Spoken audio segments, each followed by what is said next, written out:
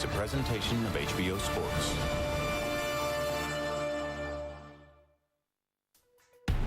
Prior to 2012, only a small handful of boxing fans had actually witnessed the mysterious Cossack bomber named Gennady Golovkin.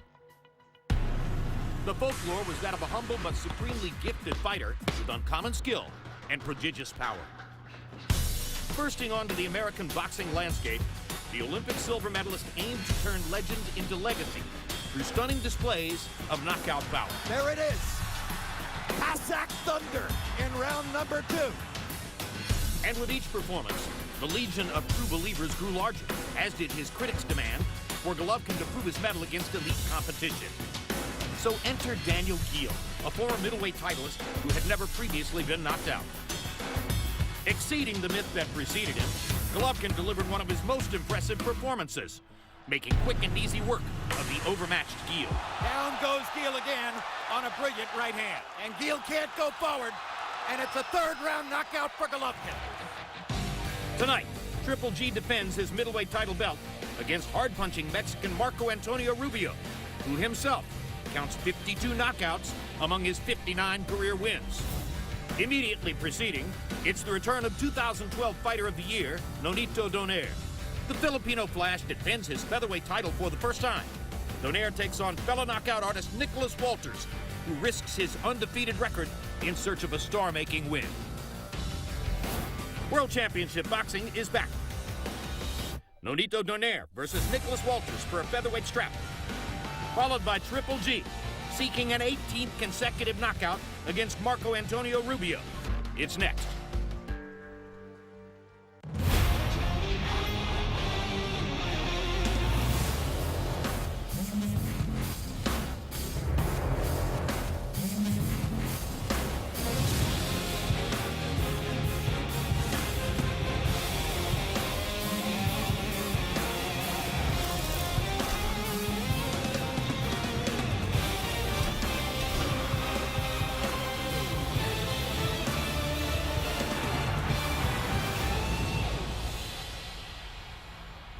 Welcome to another edition of World Championship Boxing. Coming to you with doubleheader action from what's become a hotbed of big fights, the StubHub Center in Carson, California.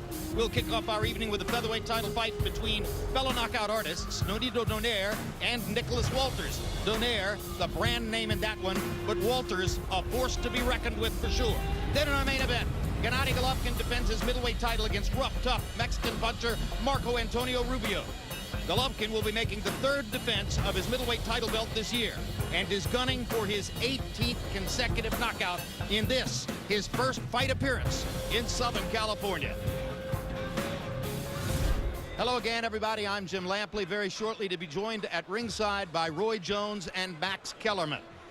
Gennady Golovkin brings his big drama show tonight titled Mexican Style, and that in itself is a sales pitch to ecstatic Southern California, where it appears he has broken the StubHub box office record, outdrawing all the previous big stars who have fought here, and that included Oscar De La Hoya and Antonio Margarito and Nonito Donaire and a host of others. Meanwhile, Donaire appears on the undercard. In the first fight, you'll see as he tries to eliminate the still lingering bitter taste from his stunning loss to Guillermo Rigondeaux 18 months ago. Tonight's opponent, Nicolas Walters, is regarded by some ringside observers as the likely favorite in the fight, even though most fans still recognize Donaire a lot better than that. Let's take a look at the tail of the tape for this title fight in the 126-pound weight class, and you'll see that Walters at 28 has a 3-year age advantage over Donaire. He's also got a half-inch height advantage, a 2-inch arm length advantage measured from the armpit to the end of the fist. Walters has an amazing 73-inch wingspan at 5 feet 7 inches tall. They both weighed in a half-pound under the featherweight limit, and unofficially tonight, Donaire's up to 133, the taller Walters up to 138. And as we go to Nicolas Walters' dressing room, you'll get a look at the man who is called the Axeman out of Jamaica. Most of his career has been fought in Panama. The big punching 28-year-old Jamaican brings a perfect record into tonight's bout, along with a well-deserved reputation for excitement. Here's a closer look at Nicolas Walters.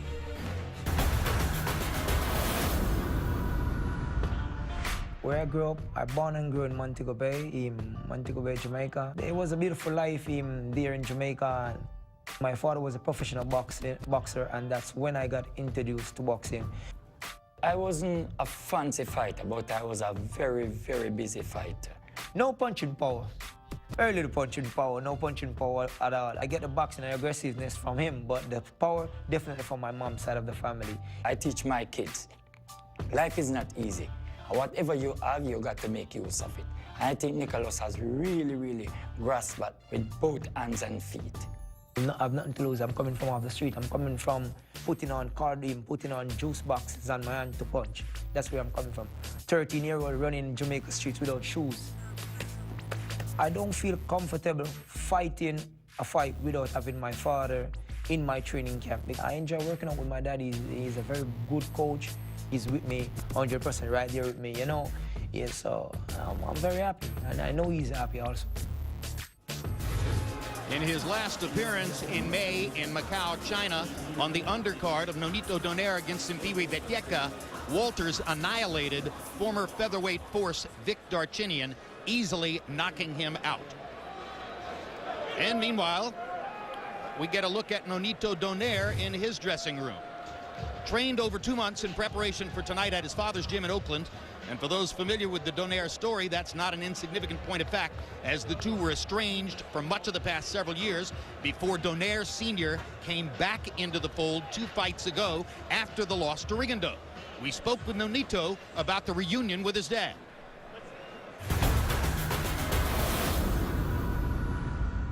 My dad and I would always butt heads because, you know, he was an alpha, I was an alpha. He looked at me as a son, but a son who was still 12 years old. And I looked at him as somebody who was just choking me and just not letting me be who I am. When my son was born, from that point on, he looked at me as a man. For everything to be okay, my wife made effort, and my dad made effort as well. Meeting and talking, you know, there was tears in his eyes, you know, just apologizing. You know, I was just like, just be a man, just be strong, just be a man, just be strong. And then after he left for the airport, that's when I just bawled out and cried. And I was like, man, I've never seen my dad apologize to me in my life.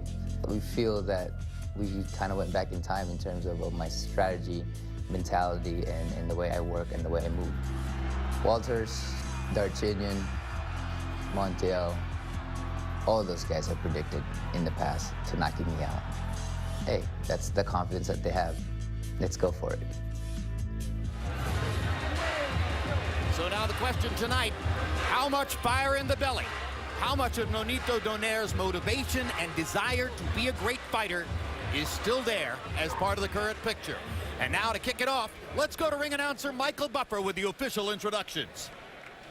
Ladies and gentlemen, good evening and welcome to StubHub Center here in Carson, California, USA, and an evening of world-class professional boxing for your entertainment. And it's all brought to you by K2 Promotions and sponsored by Expo 2017 and TrackingMode.com. All bouts sanctioned by the California State Athletic Commission. This next contest sanctioned by the World Boxing Association and promoted by Top Rank Incorporated in association with Warriors Boxing Promotions. At ringside, the 3 judges scoring this contest: Adelaide Bird, Steve Morrow, and Tom Taylor. And inside the ring, in charge of the action at the bell, your referee, Raul Caiz Jr. And now, it's time for our co-feature. It's champion versus champion, 12 rounds of boxing for the WBA Featherweight Super World Championship. Introducing first, fighting out of the blue corner, wearing black, official weight, 125 1/2 pounds. His professional record, a perfect one, consisting of 24 fights, 24 victories, including 20 wins by knockout from Montego Bay, Jamaica. He's the undefeated WBA Featherweight World Champion, the Jamaican KO King, Nicolas Axeman Walters. And fighting out of the red corner, wearing red, and officially weighing in at 125 1/2 pounds also. His professional record, also outstanding. 33 victories, including 21 knockouts, only 2 defeats. He's a 5-time, 5-division world champion. Fighting out of Bohol, Philippines, the former flyweight, super flyweight, bantamweight, super bantamweight world champion, and now the reigning and defending WBA super world featherweight champion, the Filipino Flash, Nonito Donaire.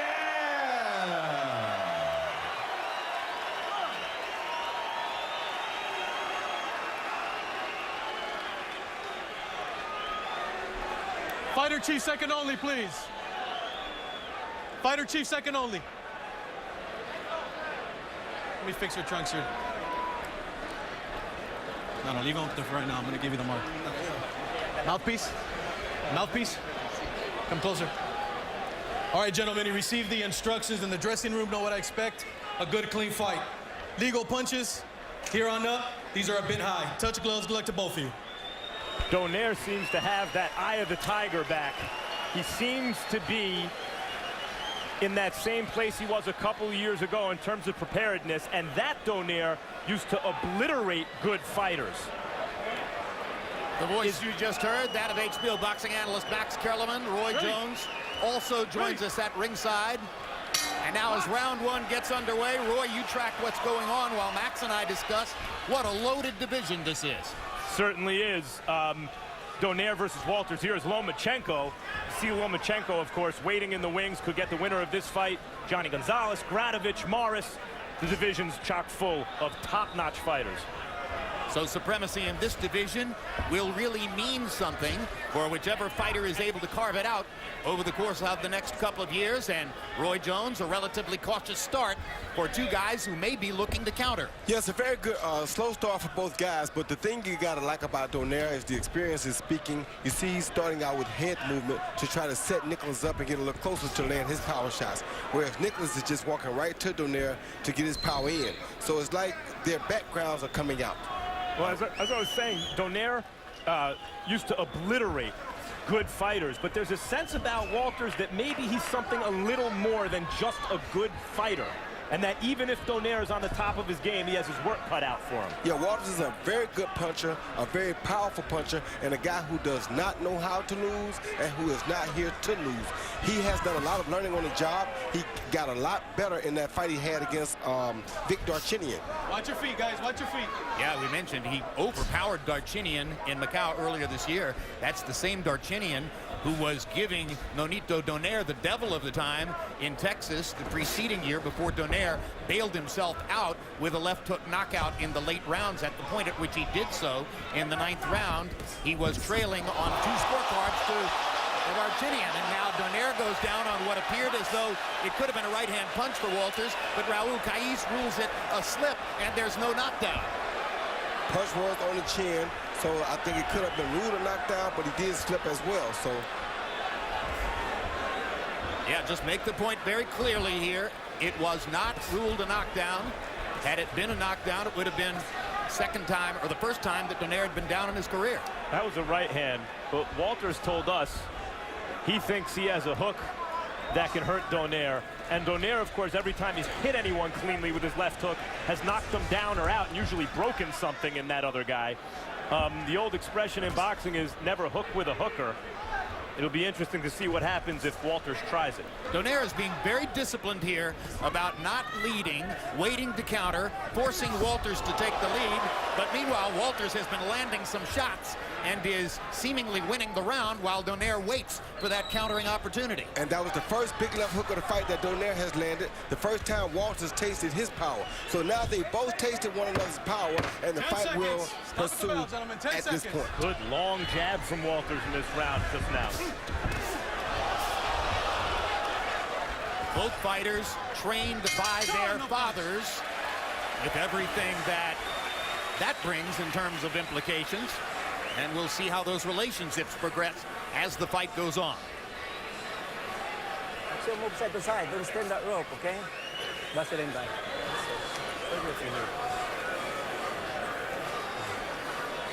Okay, keep moving side to side. That's all you need. Okay, don't get hit with those jabs. Don't get touched with those jabs. Okay, just move quick. Move your head quick. Then do some counter punching. Okay, work. Your body shot's working good, but you didn't land it good. Okay. Very good call by the referee. You see this left hook to the shoulders, followed by right hook to the shoulder. Did not make contact with Nonito's head, therefore was not a knockdown, clearly a slip. Great call by the referee. So Raul Caiz Jr. on top of that one. CompuBox numbers in the first round. The pace was relatively slow. Donaire landed 4 out of 24. Walters landed 8 out of 26. By CompuBox count, maybe the most effective punch. Max Kellerman pointed it out. That long jab by Walters toward the end of the round, right into the mouth of Nonito Donaire. And the Walters punch didn't land on the face when Donaire went down. It doesn't have to be called a knockdown, but I agree the referee's discretion was correct there. It's not what caused the knockdown. Well, I think the punch has to be landed in a scoring area for it to be called a knockdown, Max, and the shoulder is not a scoring area. Round 2 of the scheduled 12. Nicolas Walters in the black and green trunks. Nonito Donaire in the red. In his Fighter of the Year campaign, 2012, 2 of Nonito Donaire's 4 wins took place here in this ring. In this stadium, he was the main event headline fighter those nights. See Walters trying to get Donaire back with that hook when Donaire lands his.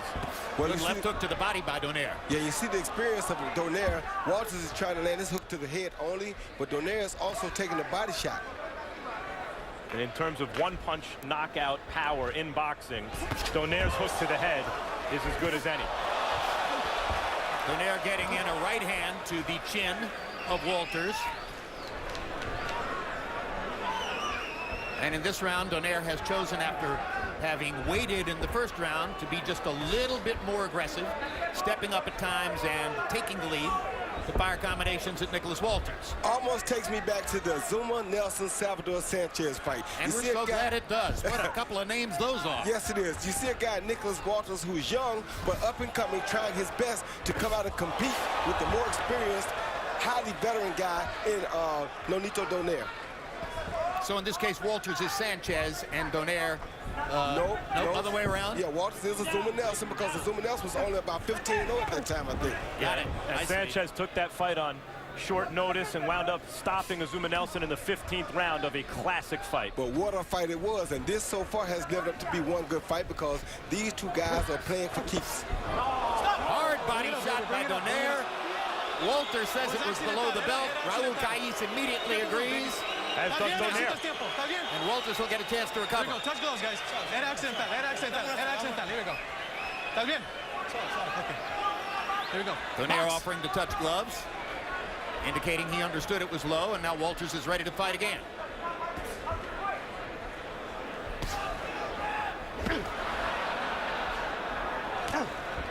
They're even on punches landed in this round, 5 apiece. Good hard left hook by Walters. Yeah, he's not here to play games, Jim. He's trying to win. I think Donaire's cut 10 now. seconds, stop at the bell. Hard right hand by Walters. Body shots by Walters. Got in a right cross. Jab lands for Walters. Limp hook for Walters and left hooks for Donaire. Second left hook hurt Walters. Never hook with a hooker. Walters giving Donaire too many chances at the left hook, and he almost paid the ultimate price at the end of the round. Well, not the ultimate, but the boxing ultimate.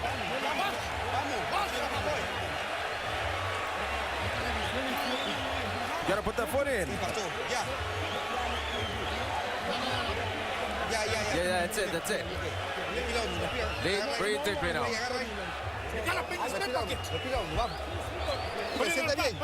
Are you feeling good? Do you feel good? Yeah? Yeah, you crazy? He hits hard, but that's it, all right? He's still a low blow. Definitely a low blow. Right down the middle. Both fighters admitted it. Donaire didn't do it on purpose. He showed right away that he knew it was low and gave the guy a hand pound to show that, hey, my bad. Raul Caiz Jr., the referee, came to us to tell us that the cut was caused by a punch, not by a butt. Fascinating round to score. because Walters was taking the lead throughout the round, threw more, landed more, seemed to be getting the better of it, and then in the closing seconds got hurt by a Donaire left hook. Donaire won that round. I mean, you know, you do that to a guy, you have him drunk, walking around the ring drunk. You won the round, I don't care what happened before. Right, and he got him drunk at about the 256 mark, but it's good enough. Good enough. And now Donaire's on the hunt. He knows he can hurt Walters, and he's after him. Good left hook again by Nonito Donaire. Donaire up and under with that one. Showed a lot in that last round. Not only that he still has that fighter's mentality that when his opponent seems to be getting the better of him, he wants to go right back, but also that he still packs power, even at featherweight, even against a big, young, strong kid. Walters was having his way, may have gotten just a little too enthusiastic, and he hung that chin out there for Donaire. Well, no, he didn't really hang it out. He just didn't realize the punching power, the true punching power of Donaire. Stop, no punch. He thought he could exchange hooks with him. Exactly. You don't know that sometimes until you're in front of a guy. I'll never forget when I fought Jeff Lacey, he thought for sure he could hook as hard as I could, but it was no way possible. And he didn't know that until the fight started. Same thing has happened here with Nicolas. The hook is not like a jab. Sometimes you want to throw a jab to nullify the other guy's jab.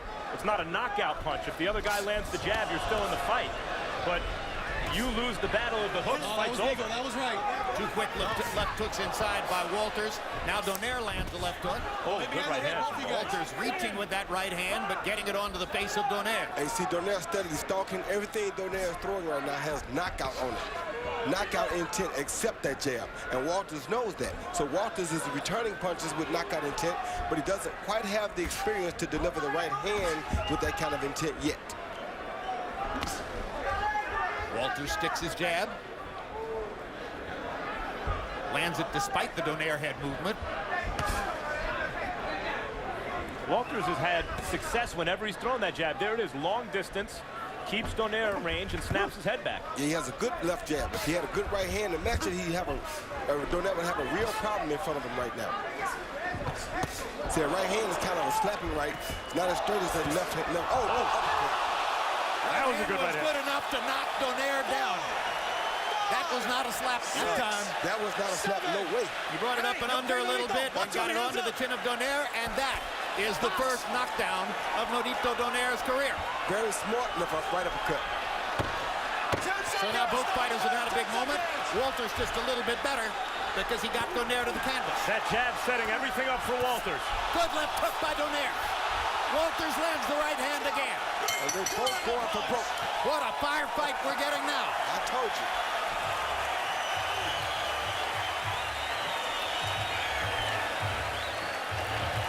John, I told you, watch the uppercut, okay? Just move, don't get too close too much, John. Get your range. You're too close too much. Range ni mo. Okay? Ayaw kayong run. How you feel?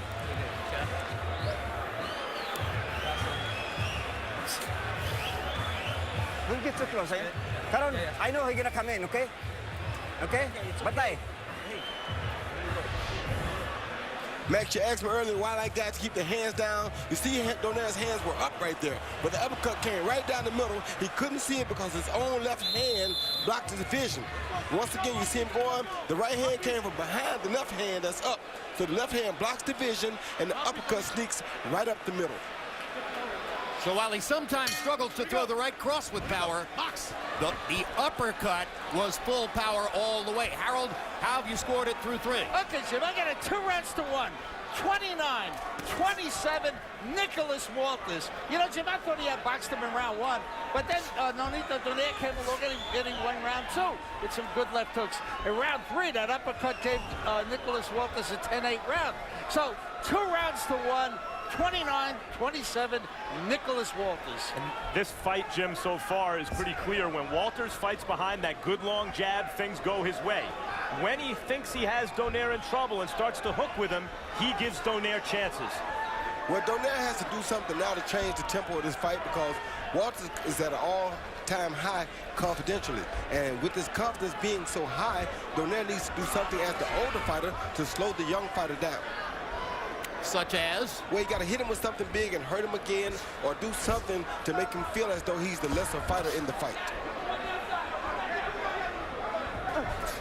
Walters told us yesterday he didn't feel that he had to take anything away from Donaire. Rigondeaux, who beat Donaire, did it partly by taking his left hook away, and Walters doesn't feel he has to do that, but he paid the price for that earlier in the fight. Yeah, he did, but he also came back and proved why. He showed that he's just a stronger puncher as Donaire. Just as Donaire can hurt him, he can hurt Donaire. And by the way, Roy, it's abundantly clear to this point who wins a jabbing contest. Must Donaire at some point make a decision about whether to go in closer and try to fight on the inside? Well, he has to make a decision to stop trying to knock Nicolas out with one punch, and whether it's inside or outside, he has to become more busy. Great point. In the last round, Walters threw 15 more punches than Donaire. It's just a big enough margin that it catches the eyes of judges by and large. Well, Walters is definitely more confident because he sees blood on Donaire now, and he knows that Donaire is strictly trying to knock him out right now. So Donaire has to go back to his boxing game. Against smaller fighters earlier in Donaire's career, when he was at the height of his physical ability, he could get away with improvising his boxing and not doing it by the book. Here, against a more textbook fighter who has physical advantages, Donaire is suffering from this. Well, their eye is not looking good, Max, and Walters is steadily making it worse with that long jab.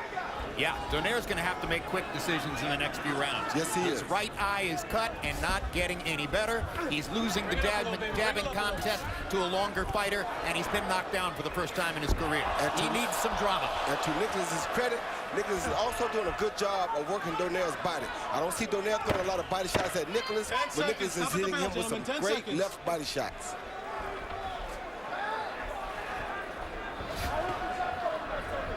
Listen for that bell. A bloodied Nonito Donaire goes back to his corner at the end of round 4 with a lot of thinking to do in the next couple of rounds. Immediately following this telecast, stick around for 24/7 Hopkins-Kovalev as we get up close and personal with Bernard Hopkins and Sergey Kovalev in preparation for their upcoming showdown.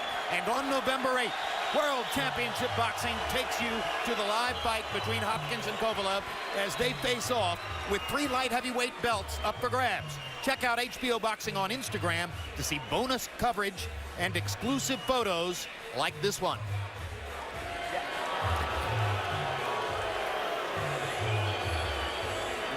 Let's get moving. Cut man is Mike Basil in Donaire's corner. All right, guys, let's roll. Come on. Not a super experienced cut man, but he has done it for several fighters. Jabs in round 4. This illustrates a part of the problem for Nonito. Donaire was 2 of 22 in the jab category, according to CompuBox in the 4th round. That's 2 out of 22. Walters, 14 out of 34. So again, there's no question who wins the jabbing contest. Donaire has to find another way. There's also no question who's winning this fight. It's Walters winning the fight, except for that left hook at the end of the 2nd round for Donaire. That said, Donaire's been in trouble before, and his power, especially the left hands, bailed him out, and we've seen him have Walters, I think, ready to go from that left hook at the end of the 2nd. Well, right now he's not being a smart guy because he can't let Walters continue to attack him like this. If you let Walters continue to attack, he's bound to land a punch sooner or later. So Donaire needs to do something, like I said earlier, to change the rhythm of this fight. And the way to stop Walters from dominating the way he's doing it is to stop him from coming forward. Shoulder up with him, shoot a jab at him, do something to make him go backwards. If not, that's going to continue to happen. Can't just let a man come at you free willing. And that means free willingly without having to worry about a punch. So what Donaire needs to do at some point is stand his ground. What he's doing right now. What he's doing right now. But he isn't throwing body shots though, Jim. That's puzzling to me because the younger fighters looking like the more seasoned or more veteran fighter. The younger fighter's throwing body shots and head shots. The veteran is the one forgetting the head shot, forgetting the body shots. Donaire speared Walters with a right hand in there. That's what got the crowd's attention. Spears him again with a right hand. Walters' left hook not as effective at close range like that. Quick left hook inside lands for Donaire. Now Walters lands another in return. And they're exchanging hooks. But Donaire has to be careful in here because he's the guy with the bad eye. And he's the guy who seemed worse affected by those left hooks just then. And he's still not throwing any body shots. There's that Walters uppercut again. So Nonito Donaire, so far, is giving Nicolas Walters a vacation to the body. And that's a severe deficit cumulatively as we keep going from round to round. Most definitely, because the kid, Walters, is still going to Nonito's body every chance he gets.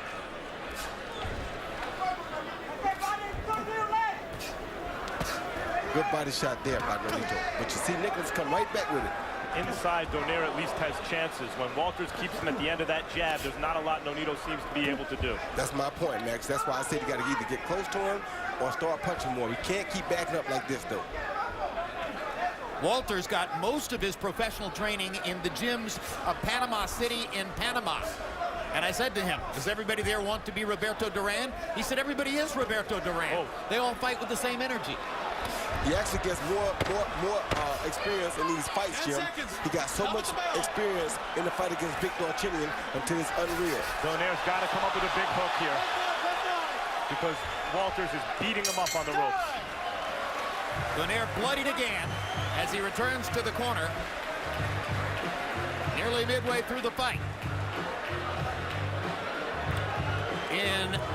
Later tonight, we'll speak with 140-pound titleist Chris Algieri about his November 22 HBO pay-per-view assignment against Filipino superstar Manny Pacquiao. And then in our main event, Gennady Golovkin, one of the sport's fastest rising and most destructive forces, takes on Marco Antonio Rubio in pursuit of his 18th consecutive knockout win.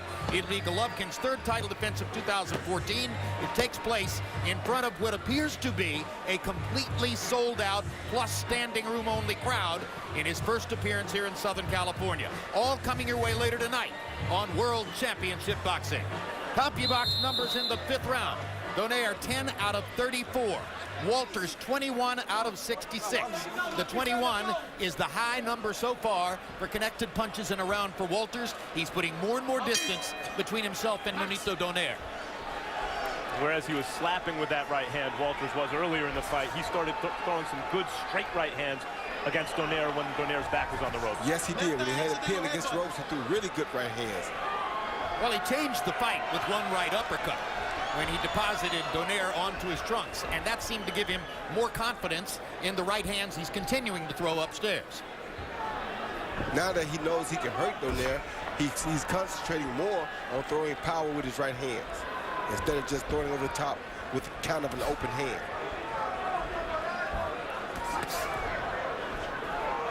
Now Donaire's other eye seems to be cut. The left eye has a cut on the outside. There's that jab, and good things start to happen when he unfurls the jab, Walters does from distance.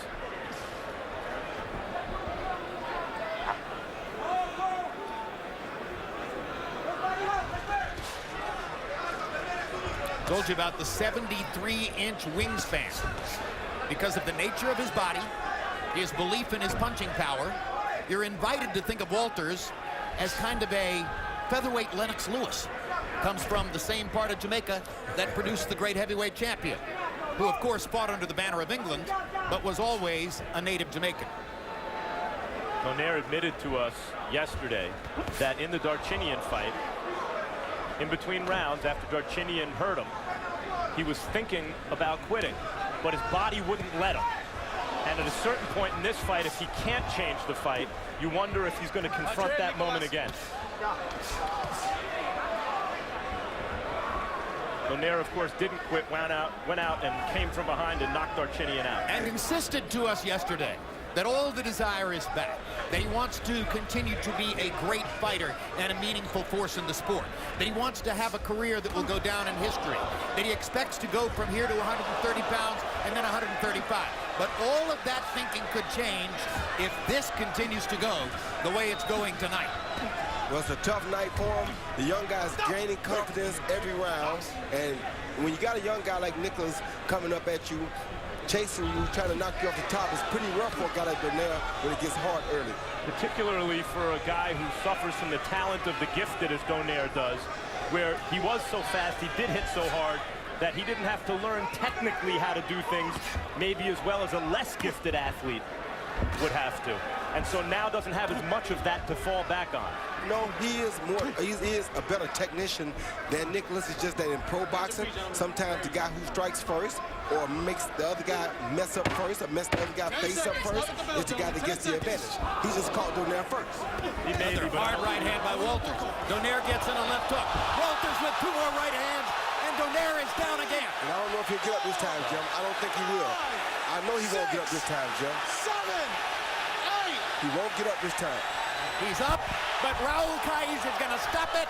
Nicholas Walters has seized Donaire's portion of the featherweight title. And that could be the end of the top flight run of one of the significant fighters of the last several years in the lighter weight classes, Nonito Donaire, and the birth of a featherweight star in Nicholas Walters. And let me just give credit to some people you never see.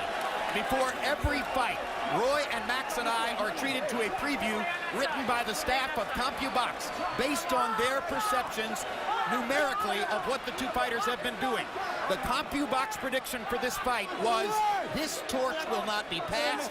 It will be violently seized by the younger, stronger, hungrier fighters. That's exactly what happened. You're exactly right. With the exception of a few moments with the left hook at the end of the second round, Walters dominated this fight from front to back. And that was a quick shot of Rachel Donaire, Nonito's beloved wife, mother of their son, Jarrell, and the look on her face tells you everything about where they stand right at this moment in the Nonito Donaire boxing career. Many doubts. He got hammered tonight.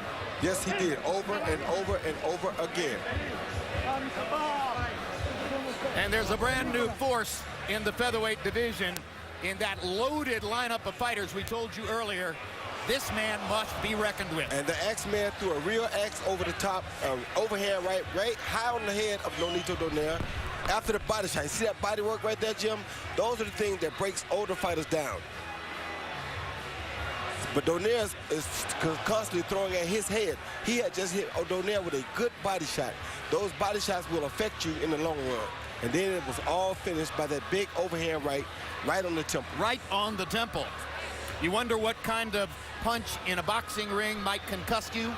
That was concussive. Yes, it was.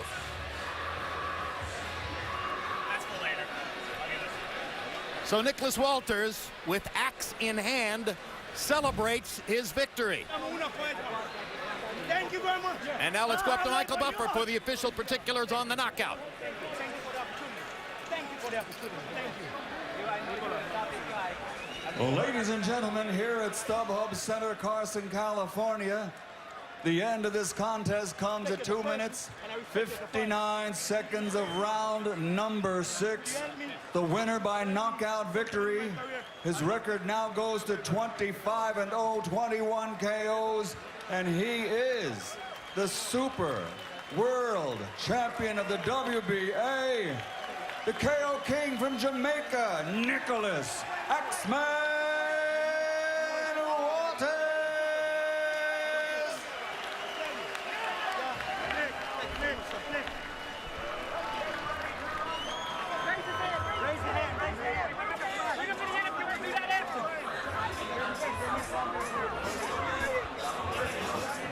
All right, here's a look at final CompuBox numbers in that fight.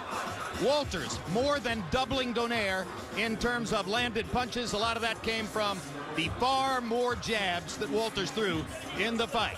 He throws 115 punches more. He lands 45 more. He lands at a significantly higher connect percentage. Power punches. Oh, no, jabs. Jabs, it's a big, wide margin. 44 jabs landed for Walters to only 4 for Nonito Donaire. The arm length difference, just the general range difference, made this impossible for Donaire. And total power punches, Walters landing 5 more, and all of those 5 came in the last few seconds because there was a moment when they had each landed 36, and Walters throwing just a few more as well. And now let's go to Max Kellerman in the ring with the winner. Congratulations, Nicholas Walters. You just did something no one at the pro level has ever done before. You dominated, knocked down, and eventually knocked out Nonito Donaire. How did you do it? Well, actually, I work hard. First, let I say, thanks to my team of people. Thanks to the WBA for giving me this opportunity. Thanks to Mr. Bob Arm for his promotion, Warriors promotion also, thank you. I must say thanks to my manager and thanks to the public in general for supporting the Axeman. But this victory didn't just came like that. You know, we work hard for this victory. I mean, knowing that we're fighting Donaire, it's always going to be a tough work because he's a super, super great boxer. He's a super world champion. I mean, category after category he has won titles. So I know I had to respect him. I have to put a lot in this training, and that's what I did. I came out. He caught me a few shots in the early round also because you have power and you have speed. It was good. It was great to fight. Well, I enjoyed the fight. I enjoyed the fight, and I thank him also, thank Donaire also for giving me this opportunity of fighting one of the best and give me the opportunity so I can display my talent and HBO into the world.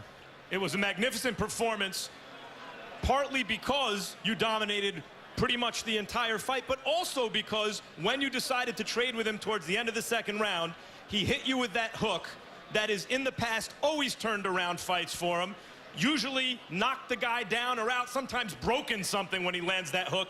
He seemed to hurt you, and yet you managed to recover in time to go out and pick up where you left off in the third round.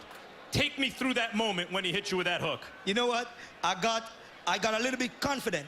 I realized, I said, you know what? I'm going to overpower him. So I went a little bit too confident. And he caught me with a good shot. Boom. When he caught me pretty good. And the bell rang, and I went to my corner. When I went to my corner, my coach, they were like excited. I said, no, calm down. I recuperated from the shot just by walking over by the corner. I recuperated from the shot. But it was a very good shot. He caught me very, very clean. Very good shot. And you have good power also. So, you know, but I recuperated after that shot, and I came out. I knew that I have a job to do. And I just went out there and get the job done. It's your father's 55th birthday today. Would you like to, as a birthday present, see the end of this fight? You want to go through this end of this fight? Here's the knockout. Let's get a look at it. Yeah, me too. Take us through it, Nicolas. No, Toy. What's your shot? What do you see? Yeah, you know what? If you take a look at it, I invited him into me. It's like fishing. You give him the bait and he came. If you see, he launches a shot and I get away from the shot and then I counter him. But I take nothing away from Nonito. He's a great champion, wonderful person. I can give that to him. He's a wonderful person. And you know, if sometime I'm supposed to fight someone and I need some speed, I definitely look up for Nonito to help me in a training camp or whatever, because he's a great, great fighter. Gracious in victory. Good to have you as a new featherweight star in boxing. Thanks, Nicolas. Thank you very much. Thank you very much. Much respect, man. Much respect. You know, you're a great champion, man. You too. Hey, Thank come you, on, sir. man. Thank you. You're one of my favorite fighters, man. Hey, come on, man. Hey, you're my favorite fighter now. Thank you very much. Thank you so much, man. You're amazing. A champ to a champ, man. Thank you, sir. Thank you very much. And if You're I can amazing. help you sometime in training or you... Likewise. Thank you. I respect you. Thank you so much. I respect you. Nonito, what happened tonight? Let me see. First of all, I want to thank Nicolas for just an amazing fighter, amazing person. The people out here, I'm sorry I fell short to my goal, but I want to thank you guys for coming out here. I still love you guys. Hopefully you guys still love me. Thank you guys so much. How much of tonight, because you've been very dominant until the last year or so, and there was a lot going on in your life, you were annihilating top opposition. How much of tonight was how good your opponent is? How much of it is now competing at a heavier weight class at an older age? He knocked the out of me. That's for sure. You know, he's an amazing fighter, amazing champion, man. I just put my hats off of him. You know, he's an amazing guy. But, you know, I thought that I'll be good in this weight class, you know, as I'm getting older. But I'm not going to take anything from Walters. I was at my best. I've never trained this hard. I've never, ever trained this hard. I mean, I was away from my family. I knew exactly what kind of punch, power, and the person that he is inside that ring. And he came out as tough as I thought he would be. And you know, just the size that he had over me, I couldn't move.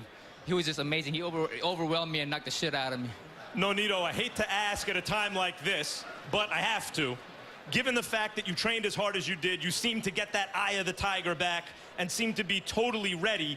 What is losing, and you've never in that condition ever lost to a fighter, usually you dominate them. What does this mean for your career?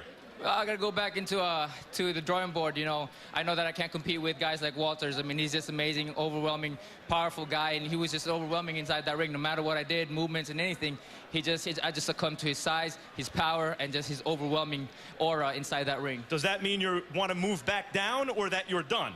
We're looking at it, you know. I came out here with my wife. we'll decide. You know, I mean, I came out here with a great champion. I never backed down from any fight, and you saw it here.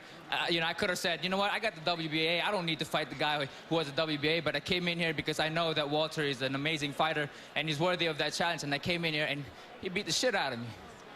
Thanks, Nonito. Appreciate you talking to us, especially now. Thank you guys for everything. The king is dead. Long live the king. No, you have too much to do. You're crazy.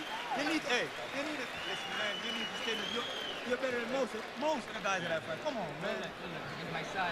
You know, he's my important, my family. You know? Oh, yeah, that's so I got to talk also. to them. I got to talk to them and see. Please But talk you, to them, you man. are Hey. amazing, man. Thank you very much, man. Thank you very much. No, thank you. Thank you. Yes, Thank you. What an amazing display of class by both fighters. You can't do better. We're at the StubHub Center in Carson, California. Playing host tonight, the streaking middleweight destroyer Gennady Golovkin's first appearance on the West Coast. Golovkin, who trains in Big Bear, California, under the direction of Californian Abel Sanchez, has learned he's a popular item in this part of the country. We have a sellout crowd plus on hand. Tickets have been hard to come by. Interest in Golovkin and his show-stopping power continuing to grow.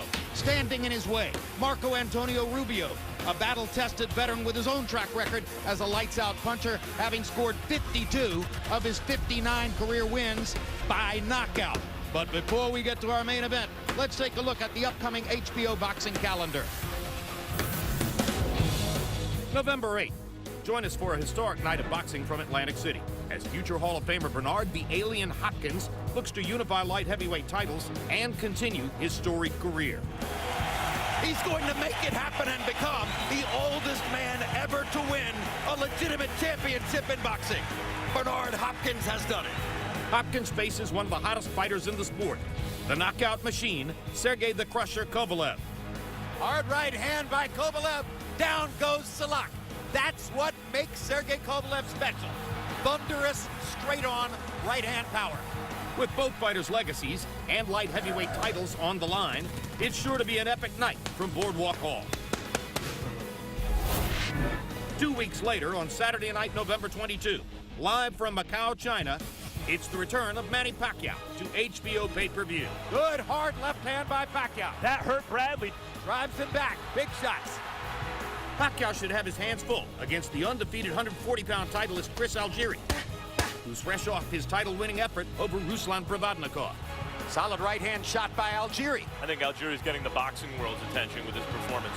It's a battle for Pacquiao's welterweight title, live on HBO pay-per-view.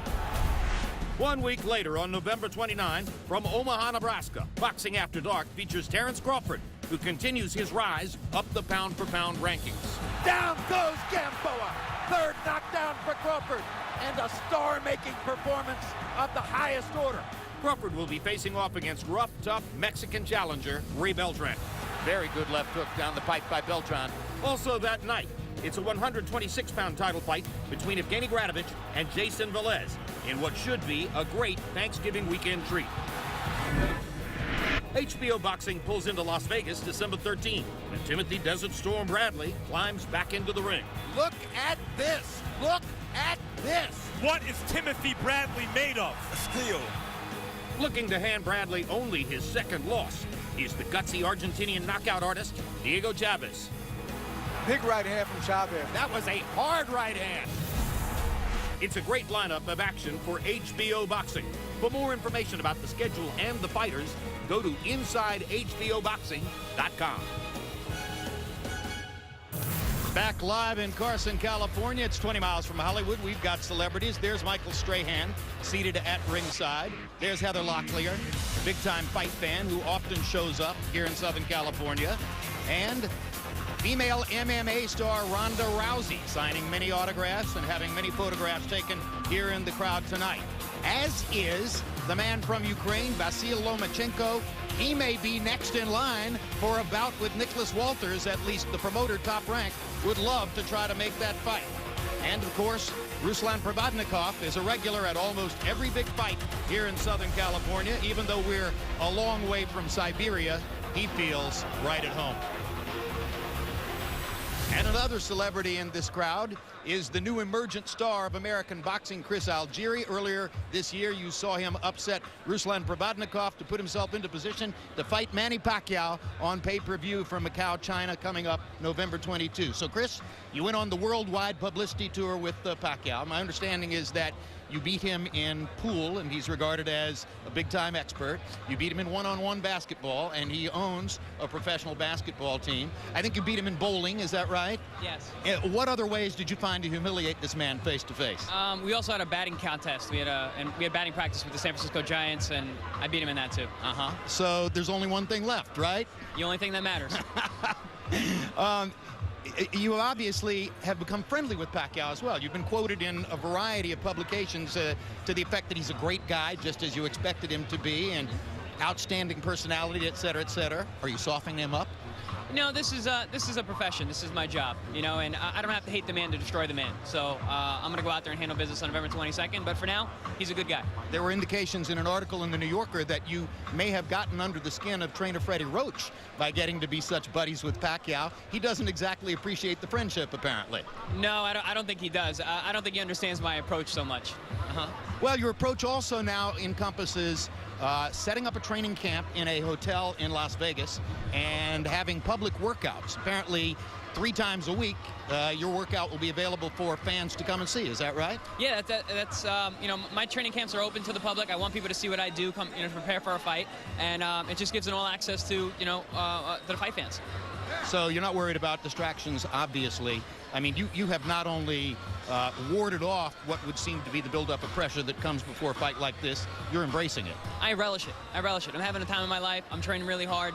You know, it always comes back to what got me here, and that's training hard. I've seen some unbelievable betting odds. Pacquiao favored like 16 to 1, 25 to 1, etc. Are you insulted? Not at all. Not at all. I've been the underdog before. I'm comfortable here. That makes it even better, right? Much better, exactly. All right, Chris, we'll look forward to seeing you in Macau. And in case you want to go watch him train in Las Vegas, he'll be at the Palazzo Hotel, is that right? Venetian, yes. Training in a gym at Palazzo at the Venetian from now up until the time he leaves to Macau. And Pacquiao Algieri 24/7 premieres Saturday, November 8th. For more on the showdown, look out for that immediately following our Hopkins-Kovalev telecast on November 8th. 1 week later, on November 15, join us for Under the Lights as Max Kellerman sits down with star fighter Tim Bradley and top trainer Virgil Hunter for an in-depth breakdown of the Pacquiao-Algieri matchup. And it all leads up to the November 22 showdown between Manny Pacquiao and the much taller Chris Algieri on HBO pay-per-view. An intriguing matchup between Pacquiao, one of the sport's biggest stars, and the undefeated 140-pound champion Algieri, coming off his eye-opening upset win over Ruslan Probadnikov. And now, before we get to our main event, a commemoration of a boxing life which could not take place in a more fitting setting. Let's go into the ring to Michael Buffer.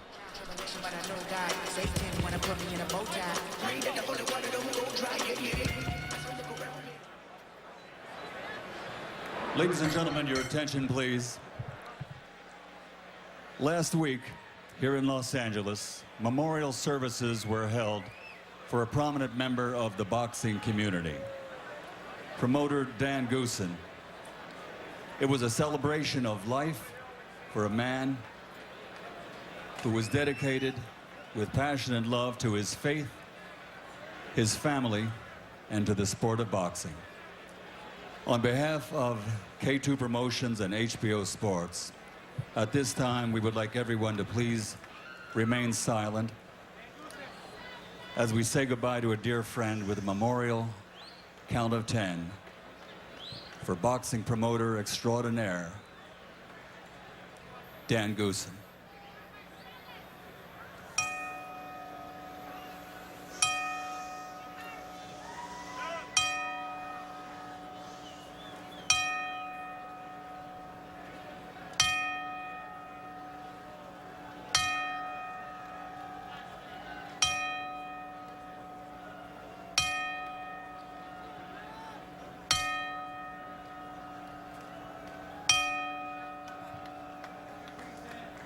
We love you, Danny boy. Rest in peace.